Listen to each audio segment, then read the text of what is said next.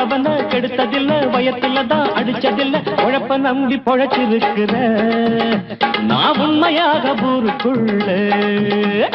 ராஜாவுக்கு ராஜா நான்டா, எனக்கு மந்திருங்க யாரும் இல்ல.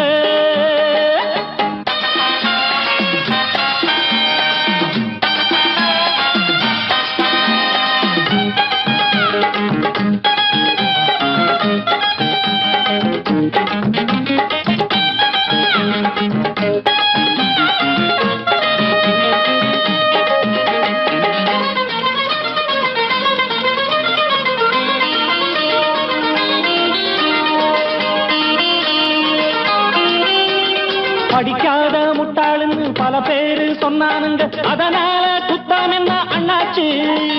படிச்சாலும் வேலை வெட்டி கிடைக்காத தேசத்தில அறிவாளி ஆனா மட்டும் என்னாச்சு?